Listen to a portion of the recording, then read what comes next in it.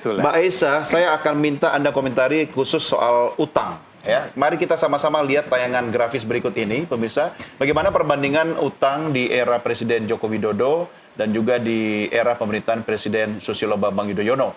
Di era Presiden SBY 2004 hingga 2014 selama 2 periode, utang pemerintah itu yang tadinya dari 1.300 triliun, kemudian di akhir masa pemerintahan Pak SBY itu menjadi 2.609 triliun. Nah, sementara kalau kita bandingkan ya, di era Presiden Joko Widodo ya memulai dengan 2.609 triliun tadi sebagaimana di ujung masa pemerintahan SBY dan sekarang angkanya ada di 8.818 triliun. Saya bisa membayangkan kalau uang pecahan 100.000 ditumpuk dalam satu ruas jalan itu dari rumah saya sampai Tanjung Priuk kayaknya masih kurang ya.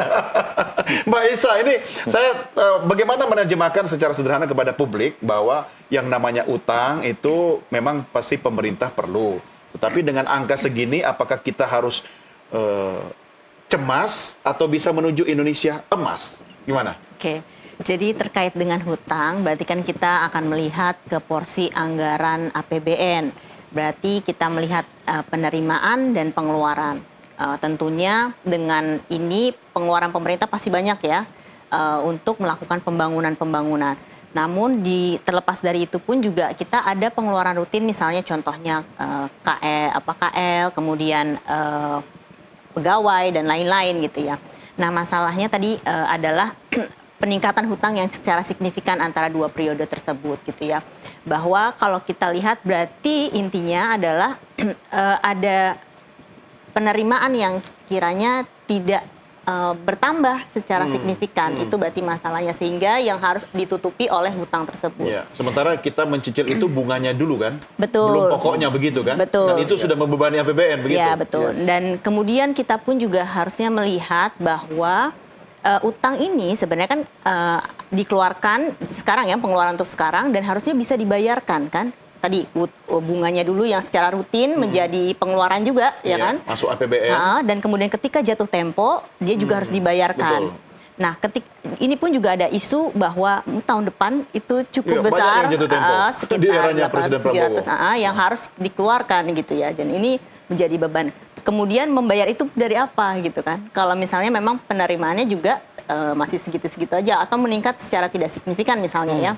Jadi harus mengeluarkan hutang baru lagi gitu. Kenapa ya. tidak utang itu jadi utang produktif ya Mbak Esa? Artinya apakah ini kegagalan pemerintah menciptakan sektor-sektor produktif sehingga beban utang tadi tidak membebani keseluruhan APBN kita? Ya betul. Jadi memang biaya yang untuk biaya produktif itu harusnya kan utang ini untuk membiayai program-program produktif yang apa sih arti produktif? Produktif itu berarti pengeluarannya lebih kecil dibandingkan penerimaannya. Padahal sekarang kita mengeluarkan tetapi penerimaannya nggak sebegitu besarnya sehingga itu tidak setimpal gitu ya. Artinya lebih banyak utang konsumtif daripada produktif.